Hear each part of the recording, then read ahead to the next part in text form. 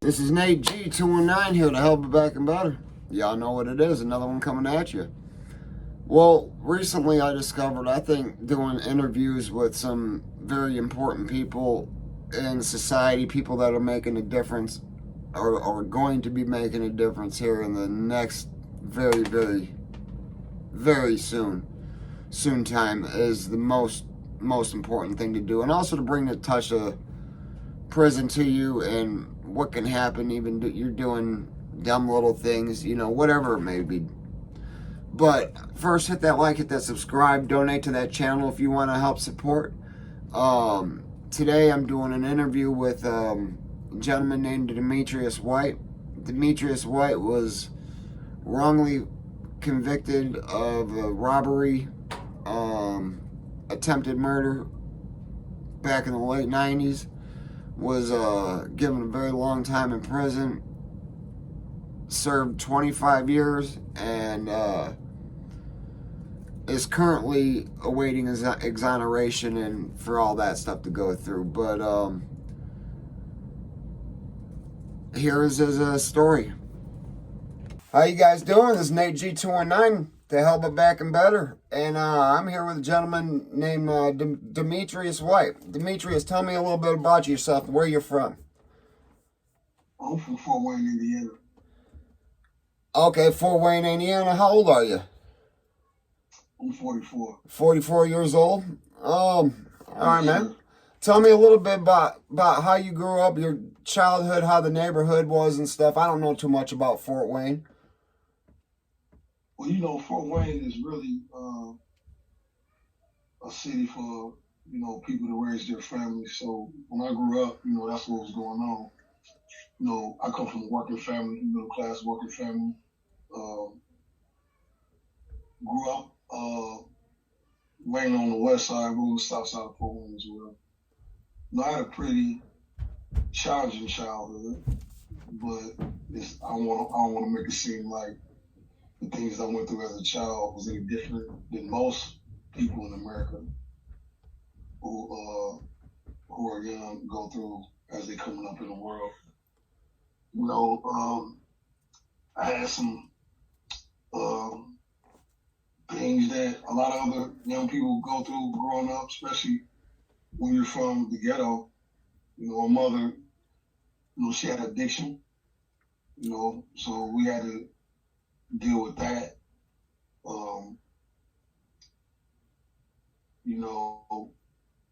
My uncles, they helped me grow up as a man. So did my father. Okay. My father taught me some things about being a man. But, when you're young like that, you deviate from what your parents teach you. Absolutely. Because, I might not have been able to articulate it then, but you want to find out things for your own. Absolutely. When were you first arrested? Well, the first time I got arrested was in 1997 on some stealing a car or something like that. But I ended up getting arrested when I was 19 for attempted murder in Class A robbery. There was a robbery that happened at a store called Thompson Value that was located on East Party Road in Fort Wayne. And the manager said the person who had a shot him was 6'3", 180 to 195 pound black man. When I got arrested on this case, I was 5'4" and 156 pounds. I took it to trial. They found me guilty. They didn't have no physical evidence. They only had the testimony of the victim in the case and some jailhouse snitches. And they took that and ran with it. Man, it's sad what they can do. And 11 years after my conviction, I wrote an attorney in the asking, was there any DNA evidence in my case? And he wrote me a letter back, which I still have. I'm in possession of the letter that he wrote me. He said no. They tore the victim's T-shirt off when they took him to the hospital and threw it away. However, I did an Indiana Access to Poll Records request to the Fort Wayne Police Department for the file they had on my case. And for like 5 years, I was going back and forth with the Fort Wayne Police Department. I ended up having to file a grievance with the disciplinary commission of the Supreme Court against against the police department and the Allen County Public Affairs Office because they lost some files in my case. So even to this day, I don't know what's in those files. You know. Okay, so how much time were you sentenced to? Well, originally I was sentenced to a 100-year sentence, 50 years for attempted murder, and 50 years for Class A robbery. Oh wow! Did they run in concurrent or consecutive? They ran them consecutive. I originally started off with a 100-year sentence. Okay, so that means 100 years do 50 years. And absolutely. So, and I saw you gave some time back at some point, ended up with 55 years. And yeah. Even though clearly not guilty of your crime, you served how much time exactly? 25 years and 8 months. Man, that's just got released August 24th of this year. And which we found out yesterday was my birthday. I thought that was pretty cool. I mean, you know, I'm a signs and symbols type of guy. I pay attention to those type of things. I do too. I was thinking about that at work today, laughing a little bit. And all right. So before the day you came in the world is the day I got out of prison. It's crazy. Right, absolutely. So now, were you ever involved in the gangs prior to going into prison, or did you get involved in gangs during prison, or was it just a life? Well, I was a gang member since I was 12. Okay. Okay. However, the dynamics behind that is, a lot of these gangbangers, so-called gangbangers, if they was to go to the original city from which their gang started, they would not even get recognized. So a lot of the gang culture and the street life in Indiana is different from a lot of different places. Like in Indiana, they click bang. What that means is you got a group of guys that like each other, camaraderie, and you hang around each other, you are considered a part of the gang. But that's not how you become a part of the gang in real life, though. You know what I'm saying? So absolutely not. And pretty much I was born into it. I got family members that was, involved in that. And growing up, I did what other young men in those streets did. Gang bang, sell drugs, womanize, you name it. Whatever come with that lifestyle, I'd have been through it. Seen it with my own eyes. Done some things that I'm not too proud to speak about. However, when I got to prison, it was a different level. Now, what was the first prison you landed at in Indiana? What they call the Big House. ISP, Indiana State Prison in Michigan City, Indiana. Okay, where I passed through briefly. And and it's that's something I want to point out. Somebody with a very minimal sentence can end up with people that are, which now we both got to admit, a lot of people in there are guilty and deserve a lot of time. But somebody with a simple DUI or going out there thinking this lifestyle's cool, and how at the drop of a dime, a false accusation, and because do you believe one way or another you would have ended up in prison at one point in time? Say that again. Do you think that you would have ended up in prison had it not at some point in time in your life, even had it not been for that false accusation, just because the life you were leading with the gang banging on the streets and stuff? Absolutely. Growing up, in the hood, the ghetto, whatever you want to call it, there's a self-fulfilling prophecy that goes on, where they say that if you're in the streets, there's only two things that's going to happen to you. Either you'll end up dead or in jail. So, I lived that lifestyle, and even though I got incarcerated for a crime I absolutely had nothing to do with, the lifestyle that I was living, at the end of the day, the choices I was making at that particular time, the consequences were going to end up with me being incarcerated. It definitely was. So Okay. So maybe not that you know, much time, but something would have led you there. And I mean, and like we all know it's prison or death. And I mean, and I'm not gonna lie, I felt like I was in the projects when I was in prison, especially in ISP. I mean, that was my little taste of it, but it felt like projects I used to live in Gary. So, well, the thing about it is, I want to make an analogy to you, right? okay. And this is something that I noticed. Prison is nothing but a microcosm of society. Just think about it. You have these different dorms or cell houses. Those could be considered as apartments. You have officers who work in DOC in prison. These are the police. Yep. And if you get into any kind of trouble in prison, you get run up for what they call a conduct report, and you have to go to a disciplinary hearing board to argue your case as to why you should get in trouble for whatever you got written up for. Now you never did that, did you?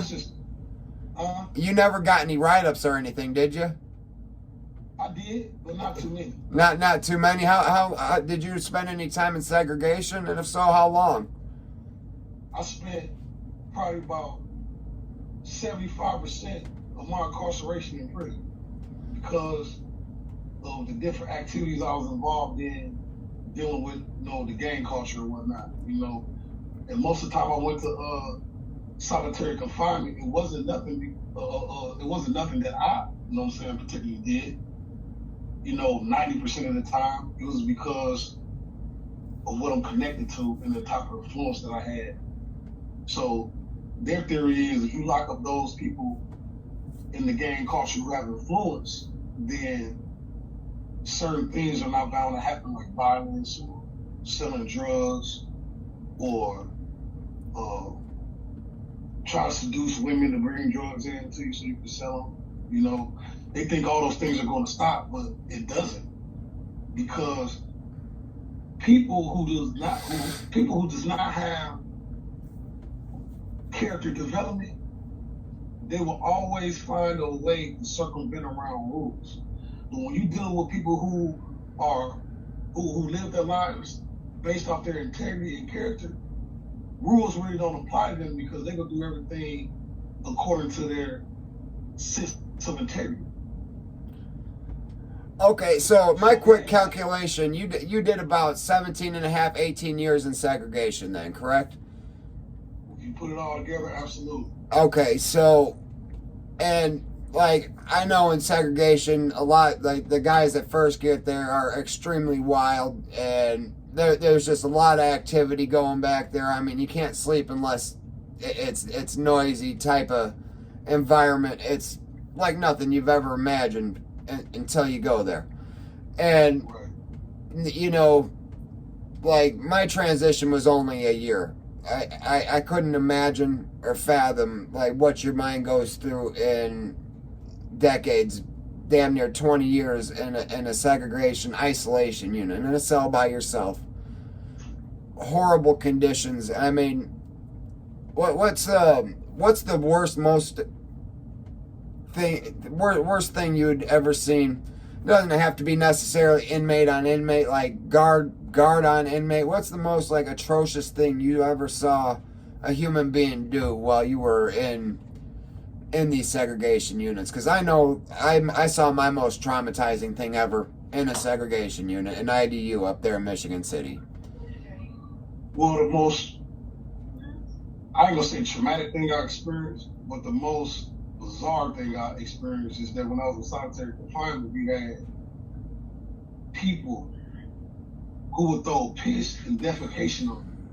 Yep. Sometimes with glass. They'll mix it with shampoo, and it's the mind. It's the mind. See, this is what people don't realize. I don't pay attention to what people do. I said I do to be aware of what's going on.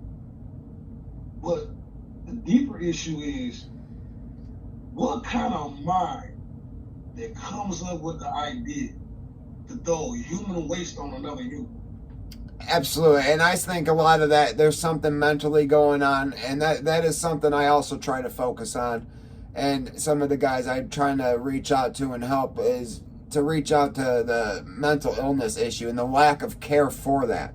The punishment you get for being mentally ill is basically what it is. Locked in a hole for years. No, no, I believe rehabilitation is within. Like you can only have rehabilitation if that's within your mind, and we're put in a place to do that. But they don't help us do that, and especially if you're in a segregation unit for 17, 18 years, rehabilitation comes within. So how did you go about reestablishing your mindset? Because you obviously don't have the mindset you did 20, 25 years ago. And so how far into your 25-year sentence did your mindset start changing? Well, when I first got incarcerated, that process started when I found out that I had a daughter. When I found out I had my daughter, Sarah Gray, I requested a paternity test and found out that she was my daughter. And this was like, I think 2 years into my incarceration.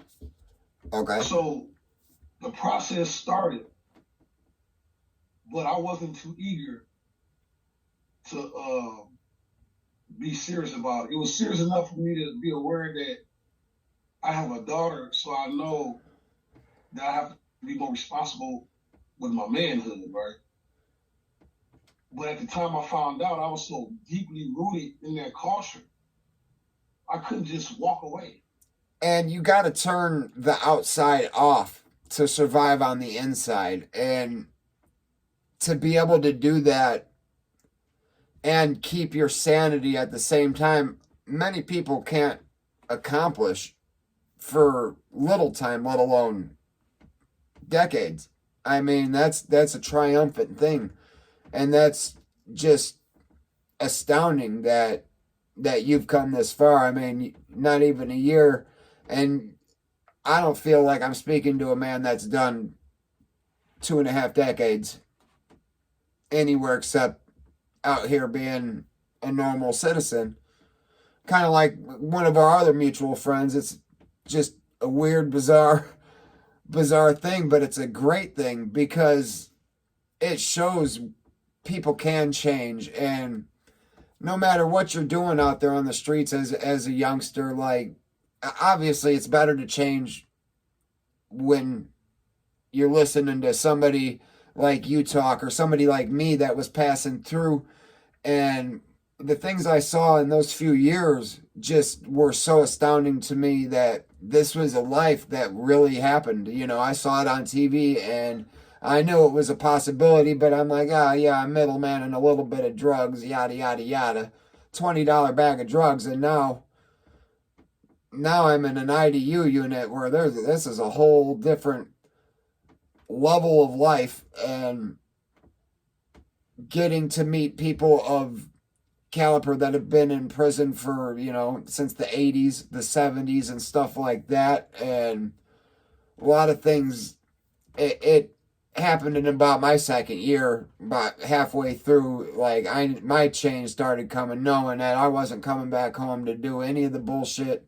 Although I did go back, it was more to get off the 4 years of probation because I wasn't listening. I went through a little tragedy of my own, lost my mom a little bit after I came home, and my mind wasn't ready yet.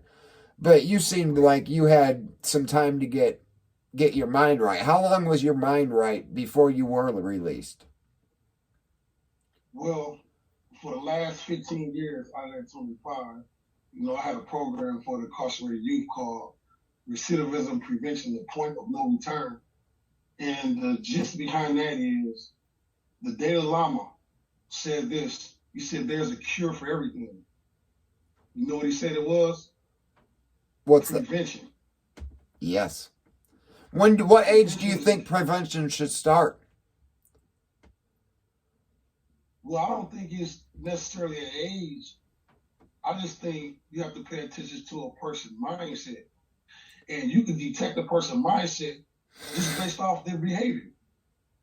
You have to think about what you're going to do before you do Absolutely. it. So when they say actions speak louder than words, all I got to do is pay attention to somebody's behavior. And the thing is 15 years ago, I started that program because I had just, you know, at that particular time, I'm going to say I severed all ties with the gang culture thing. But I did let them know that I'm on a different path. I don't want to be involved in that lifestyle no more. Then in 2018, that's when I finally severed all ties with that lifestyle. Officially renounced and everything. Absolutely. And what organization were you a part of? Well, I was what they call a CVL, Conservative Vice Lord. Okay, which I was basically the exact opposite of you, but not in the just different star. Basically, all it's under same stupid rules, same stupid rules. But one thing I will say about the difference about the gang culture, where I come from in prison, is that a lot of them guys in there, they don't gang bang the way that we normally know about. Them guys in there are really about educating the members of their organization. Yes. So when I have made it known that I didn't want to be involved in the kind of situations that was being created, my first mission was to teach the incarcerated youth of the organization that I belonged to. But the program was so effective, other young men of other organizations and who weren't a part of the organization at all, excuse me, wanted to get in my program. My program was a mixture of spirituality, martial art training, life coaching. Like, for instance, if you was a youngster in my program, the first thing that you had to do, and you can't even be in my program if you can't do it or try. If you burnt any bridges with your immediate family, you have to make amends, whether they accept your apology or not. You must do your part and move on with your life. Making amends ain't about getting somebody to accept your apology. Making amends is about being genuine in your apology and respecting whatever response you get and move on. Because everybody's going to have a different response. Absolutely. And I'm going to tell you something about you, too. It's just something I wanted to say to you. And it's very important. Never minimize your struggle, bro. Just because you was in there for a year, don't look at that like that's minute or insignificant. I'm going to tell you something. A lot of things change in a year. Absolutely, and it did for me. I would never minimize it for myself, but I just know compared to others. Don't minimize it for nobody else either, bro. You know what I'm saying? Because I'm going to tell you why I'm saying that. Your year that you did in prison could have been as traumatic as my 25 years. Absolutely. So I used to judge people. Dude, he's in the dorm, complain about his time he got a number 3 years, and I just did 15 or 20. Man, if you don't shut up. Then when I started studying and started working on myself, I had to recalibrate my mindset because I can't speak about your experience. Only you can speak about your experience. I can't feel the feelings that you have during your experience. Only you can. I can't think the same thoughts that you think while you go through your struggle. So who am I to say that your 1 year wasn't just as traumatic as my 25 8 months? I can't say that. Right. I mean, well, I did do 4 total. I just only did the 1 year in the segregation is what I was talking about. But between that one case, the $20 dope case, and of course I've had other county bits like 90 days, couple months here, couple months there, a little bull crap like that. But for the most part, it was just that prison time, and I did 4 years total on the case. It was a 10 suspend 4 and 6 do 3. I did 4 on it, and I never been back, never, and it's because I changed my mindset in there. I used prison as a tool. That last year that I went back was kind of to get my mind right and get out of the county paperwork, and I had to get my mind right because it wasn't right yet. They had just released me out of, I wasn't ready to get out. My out date wasn't for another 6 months, so I was still in, bid mode, and they're like, hey, you're going home in a couple weeks, and that just scared the shit out of me. I just wasn't ready for it, and the little traumatic. It was very traumatic for me losing my mother shortly after I came home. I didn't last a year and a half on the streets before I had to go back. But I mean, I wasn't out reoffending or anything like that. I just wasn't listening. That's all. So let me say something, right? It's kind of ironic you said something about you had to change your mind, right? What's interesting about that is the number one thing that changed me in prison wasn't just the gang thing and me being dissatisfied or not being fulfilled when it comes to that, but it was the law. Studying the law really gave me a view on how society view criminals. Yeah. And I'm about to prove it to you. If you was to ask the average felon, how do you define what a crime is according to the law? A lot of people won't be able to answer that question. I couldn't. Now, let me share this with you. When it comes to the law, it's two components that defines a crime. It's two Latin terms that they use. The first one is called mens rea. Mens in Latin means mind. But what mens rea in the law means, it means that you are mentally reliable, mental culpability, as they say in the law. Means that you thought about this crime before you even did it. The second component to defining what a crime is, the term is actus reus. This is the actual physical committing a crime. So in order for you to be convicted of a crime in the law, for one, they have to prove that you were mentally responsible because you knew about it before you did it. And then they have to prove that you actually did the crime. Now, there are some situations where you commit a crime, but you might have an insanity defense because they can't prove that your mental culpability was intact or that you were mentally responsible for what you did. Like people with mental issues, right? But you still go to prison.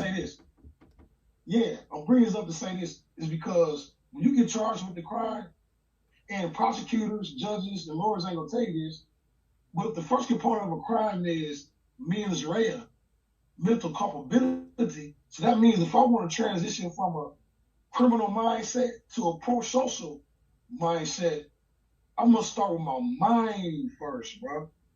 Yep. This is what the law taught me. Okay. I ain't read out of a book. Ain't nobody tell it to me. And it just made me think, like, is this how they view us? Yep. Now, if you had one message to tell yourself at 19 years old, or 12 years old even, what would that message be?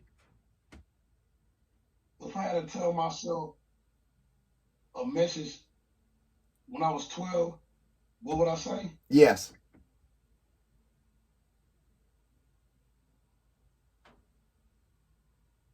Remember the principles that your parents and family taught you, because it's me deviating from that Okay. is what caused everything that has happened to me up to this point. But it's a paradox though, because one thing I know about trials and tribulations in life, because I just went through it, the Okay. level of hardship in your trials and tribulations in life is equal to the mission or purpose that you have in life. So even though I was locked up for something I didn't do, one thing that I really believe is that I had to go through that to become who I needed to become, because the mission that I'm on, I must be able to prove that I can withstand the struggle, because people don't care about how much you know until they know how much you care. Absolutely. And to I close know this out, what are you doing with your life right now what are you doing with your life right now that's helping you adjust for one, and be a productive citizen, is what they would I guess say, for what we want to live our life as. What are you doing with your life right now? okay, well let me say this. I'm following the blueprint I gave my daughter. When my daughter got to the point where she wanted to date young men and stuff like that, we would have different conversations. And I gave her a criteria. I gave her what to look for in a man. Now, what I look like teaching my daughter something like that, and I don't follow it myself, right? Yes. So this is what it is. I told my daughter there's 5 things you need to look for in a man. Number 1, a job. And he must have his job from anywhere from 6 months to a year. It shows that he is consistent of being able to take care of himself. Number 2, he must have his own place of residence, whether it's an apartment or a house, owned or rented. Number 3, his own means of transportation. Number 4, effective communication. Number 5, he has to know what his purpose in life is, because a man can have the first 4 things, but if he don't know what he's been put on this planet for, he's living an aimless life. So you ask me, what am I doing to be a productive citizen in society now that I'm back out here? I'm following that blueprint. I got a job. Okay. I'm working on getting my permit for my driver's license. Okay. I'm working on getting a 1-bedroom apartment. I'm definitely an effective communicator because I am a teacher at heart. That's my gift. My word of mouth. I could see that. I've been given. And I know what my purpose in life is. Outside of that, I just got certified as an empowerment self-defense coach, which is a self-defense instructor and life coaching certification in one. I have a book called The New Paradigm for Success that I'm getting ready to copyright and publish. I'm also about to take on clients in reference to self-defense and life coaching as well. So, in a nutshell, that's what I got going on at this particular moment. Okay. I have other goals, but I don't feel comfortable even looking at those goals because it's not the right time. Rushing things is never a substitute for doing things right. So I'm moving at the pace that's most effective for me to move at right now. So that's what I got going on so far. Well, I appreciate this very much, and I don't want to take too much more of your time, but I think we definitely need to come back for part 2. But I'd like to see you start your own channel, and I know you'd like to learn how to do that. It's pretty easy. Yeah. Just record, and I'll send you the links to the little things I use. Okay. But it's basically just record yourself. It's just getting comfortable talking to the camera. That's what's the hardest thing was for me, anyways. Well, I'm comfortable with it because, I'm used to speaking in front of people. Every Sunday since I've been out of prison, I've been going to different churches speaking most of the time. Sometimes I just go to church and, enjoy myself or whatever because it's a positive environment. Yep. But I do a lot of speaking and life coaching every day. I'm a life coach to somebody unofficially. So I'm very comfortable with that aspect of it, and having my own channel is definitely one of my goals. But right now, I don't think, it's time for that at this particular moment, but it's definitely in my to-do list. Okay. I mean, let me know whenever you want. It's a pretty easy thing to get to do and put together. Right. But I'm definitely going to be keeping in touch. I'd like to definitely meet you someday. We're only an hour and a half away, even though the Definitely. hour We time definitely gonna make difference. that happen. Definitely. But I'm going to go Absolutely. ahead and close this out. This is Nate G219 with Demetrius White, and it was a pleasure. Thank you very much, Demetrius. My pleasure as well. Thank you. You have a good night. You too, sir. If y'all like that, man, please stick around, hit that like, hit that subscribe, and support that channel if you want. Never forget life's choices, guys. You never know what they're going to bring you. You never know where you're going to go. You could definitely go to a place like that. Places like he's been, you know, and, you know, like he said, I should never minimize the time I did, because it was very, very traumatic and changed my life, but for the better, like it does him, many people. But yeah, hit that like, hit that subscribe, support to that channel if you would like. And you know, if they ain't hating it, you ain't making it.